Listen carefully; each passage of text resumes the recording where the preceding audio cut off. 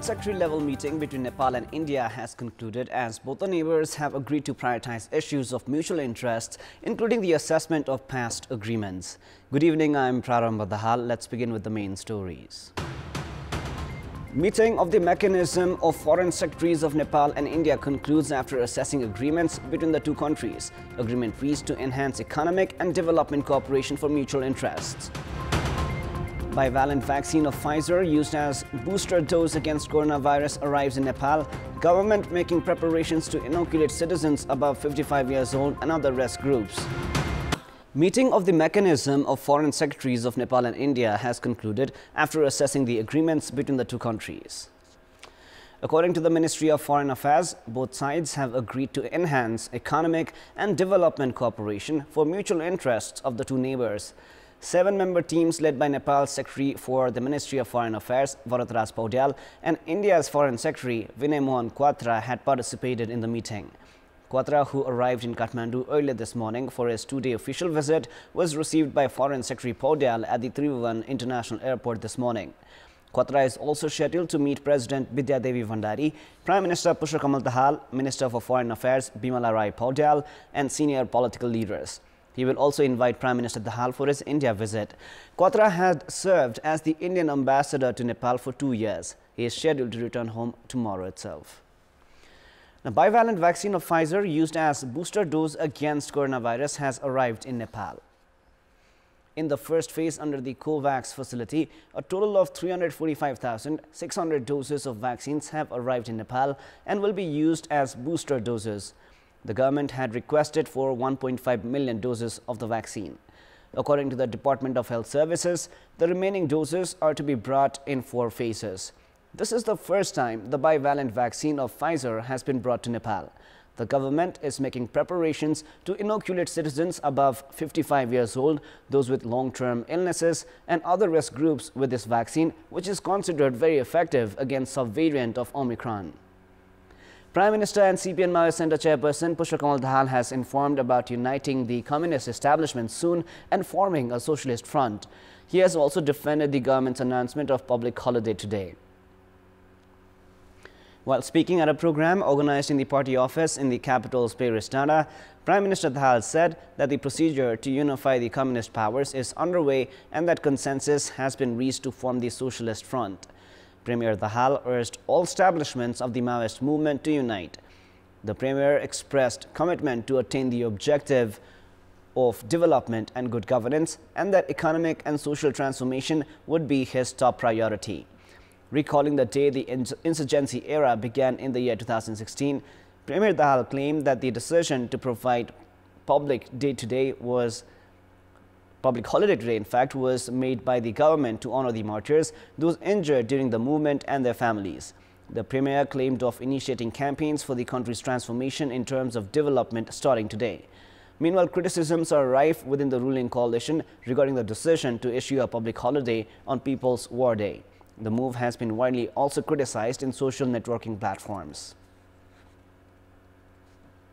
A Central Committee meeting of Rastriya Swatantra Party is underway to hold discussions on contemporary issues after the party decided to quit the government.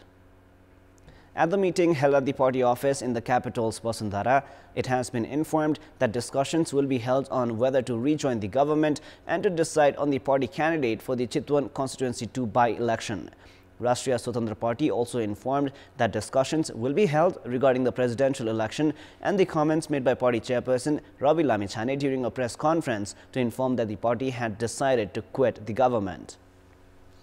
Construction works for a tunnelway are to begin in Siddhababa region of Tinau Rural Municipality 3 in Palpa under the Siddhartha Highway. An agreement for the construction of the tunnelway was reached with China's State Construction Engineering Corporation Limited 8 months ago. According to the Chinese company, works are to begin immediately after the approval of the designs that have been sent to related departments. According to site engineer Chidis Khanal, a report of soil test has already been received. The construction company has said that progress is being made as planned in the agreement reached with the government. The project is expected to cost 7.34 billion rupees. The 126-meter-long tunnelway is to be completed within 5 years. It is now time for our segment Public Pulse, where you text us with your opinion. Public Pulse. The question is, what should be done to control inflation? Your options are A. Enhance domestic produce, B. Market monitoring, and C. Support industrialists. The voting is on. Type NEWS, select your option A, B or C and send it to 34001 to share your opinion with us. Prime Minister Pushpa Kamal Dahal has said that procedure for operation of Gaza Medical College would soon be started. Taking stock of the Gaza Medical College in Kairali today, Prime Minister Dahal said that yesterday's meeting of the Council of Ministers had already made a strategic decision for the establishment of Shahid Dashrath Chand National Health Science University, and works would be expedited for the same. Construction works of the medical college in Gaza of Kairali had begun at an investment of 8.33 billion rupees. Buildings of the hospital, college, administration and hostel have been completed so far. Other works related to physical construction have also reached the final phase. However, the locals had grown agitated with no noticeable progress regarding the operation of the institution.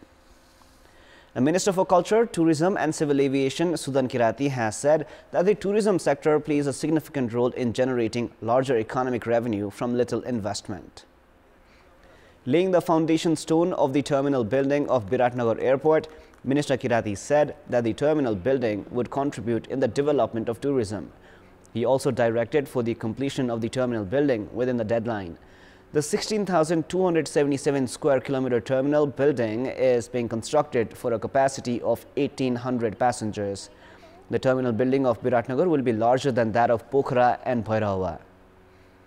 Bagmati province government is to administer vaccines for goats and sheep of the province against PPR disease. Preparations are underway to inoculate 1,269,000 sheep and goats of the province against PPR disease. According to the Province Ministry of Agriculture and Livestock Development, a week-long campaign is being organized starting today. The ministry has said that of the 2,613,232 sheep and goats of the province, 49% are to be inoculated. The province government had vaccinated 830,187 sheep and goats of the province last year. It is now time for the international news.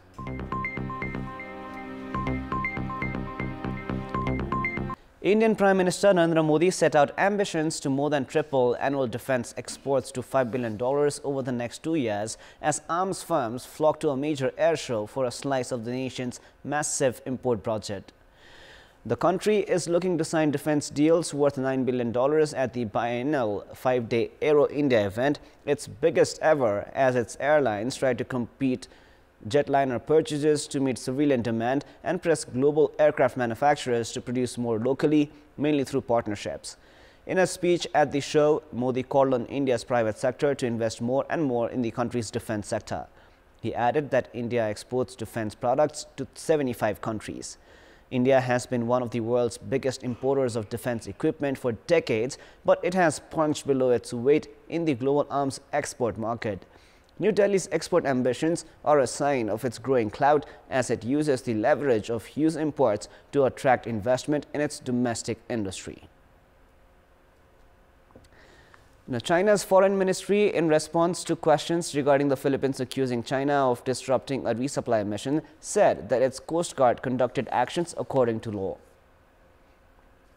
The Philippines accused China's Coast Guard of trying to block one of its vessels supporting a resupply mission for troops stationed on an atoll in the disputed South China Sea by directing a military-grade laser at its crew on the ship, temporarily blinding the crew on the bridge. The Philippine Coast Guard said the February 6 incident took place at the 2nd Thomas Shoal. Chinese Foreign Ministry spokesperson Wang Wenbin said that China and the Philippines were maintaining communication through diplomatic channels in this regard. Now, Beijing's sweeping claims of sovereignty over the waterway have drawn repeated complaints from Manila, which has ramped up its rhetoric against reported Chinese construction activities and the swarming of Chinese vessels in the resource-rich waterway. Now, if you are looking for that one-in-a-million Valentine's Day gift and have 13 million euros to spare, part of Croatia's unique heart-shaped Adriatic islet, nicknamed by tourists the Island of Love, is up for sale. Shaped perfectly like a heart, the beautiful islet of Galenciac in the Pasman Channel is one of the most recognizable Croatian islands. Representative for the owner of the lot of land offered for sale, Silvestro Cardum, said that over 1 million photos per year were made on and around the islet, and he thinks its popularity was really high.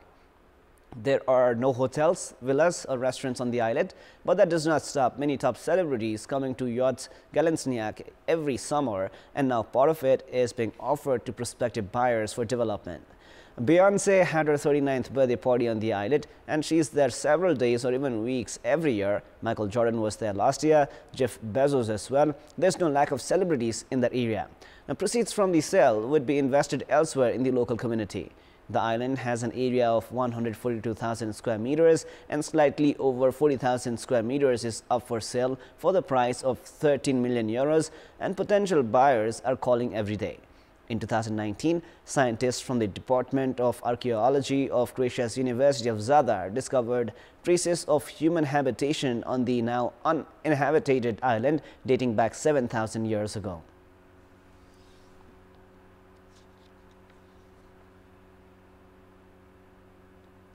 Now, several explosions rocked the Gaza Strip early today as Israel's military said it attacked an underground site used by the Palestinian enclave's Hamas Islamists to manufacture rockets.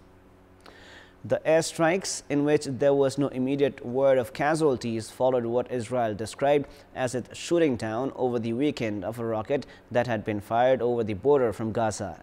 There was no Palestinian claim for that launch. Hamas carriers seized control of Gaza in 2007 and have fought several wars with Israel there since. When smaller Gazan factions attack Israel, it generally retaliates against Hamas. Palestinian sources said Israeli ground forces also fired on Hamas border possessions today. Sirens sounded in Israeli towns near the Gaza border, warning of possible new rocket launches as well. Now, former Cypriot Foreign Minister Nikos Christodoulidis was elected president yesterday in a runoff vote, promising a unity government tasked with breaking a deadlock in peace talks with estranged Turkish Cypriots. Official results showed 49-year-old Christodoulidis taking 51.9% of the vote, compared with runoff rival 66-year-old Andreas Mavroyiannis, who took 48.1%. Christodoulidis ran as an independent with the backing of centrist and right-of-center parties, which typically take a hard line on solving the long-running division of Cyprus. He broke ranks with his own party, the right-wing DISY, causing fissures in the dominant Cypriot political grouping, which had backed its leader, who was eliminated in the first knockout race last weekend. Christodoulidis has frequently been in the public eye in the past decade, either as government spokesperson or as foreign minister until early 2022, with the persona of a young, energetic politician offering fresh ideas. The next president faces problems ranging from a deadlock in reunification talks with Turkish Cypriots on the ethnically divided island and labor disputes amid runaway inflation to the fallout from corruption scandals and a spike in migration that has left authorities coping with thousands of asylum applications. Hundreds of young people from across Venezuela descended on the capital Caracas yesterday to stage pro-government and opposition rallies, making the Youth Day. Demonstrators danced and chanted slogans, and those sympathetic to President Nicolas Maduro's ruling party expressed their support on the streets of central Caracas. In Caracas East, youth leaders supporting Venezuelan opposition parties marched toward National Electoral Council to demand that more than 3 million young people of voting age be guaranteed registration to participate in elections. At the opposition rally, youths marched while waving flags and chanting. As the rally neared the National Electoral Council headquarters, it was blocked by police clad in riot gear. Youth Day in Venezuela commemorates those who fought and died in the Battle of La Victoria, when military commander Jose Felix Rivas led an army of students and young people into battle against royalist troops during the War of Independence.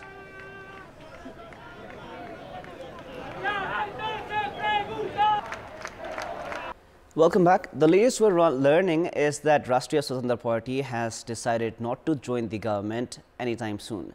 The party has said that it will not join the government until and unless it is provided or assigned with the responsibility of the portfolio of the Ministry of Home Affairs. Up next is the sports news. Sports news. More sports news. International Olympic Committee President Thomas Bach has said his organization is not on the wrong side of history after opening the door for Russian and Belarusian athletes to participate in next year's Summer Games in Paris. The IOC received a backlash after setting out a path last month for athletes of both countries to earn slots for the Olympics through Asian qualifying and to compete as neutrals with no flags or anthems. Athletes from Russia and its neighbor Belarus have been banned from many international competitions in the wake of Moscow's invasion of Ukraine a year ago. In a letter to Bach last week, Ukrainian athletes said the IOC was on the wrong side of history after Bach had urged Ukraine to drop threats of a boycott. When asked if the IOC was on the wrong side of history, Bach told reporters yesterday that history will show who is doing more for peace. He said IOC is trying to find a solution that is giving justice to the mission of sport, which is to unify, not to contribute to more confrontation or more escalation.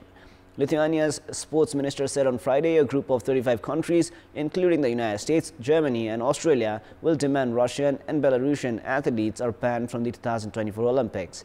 Russian sports minister Oleg Matyatsin said that the calls were absolutely unacceptable. Bach, speaking at the Alpine Skiing World Championships in France, said the IOC stood in solidarity with Ukraine's athletes.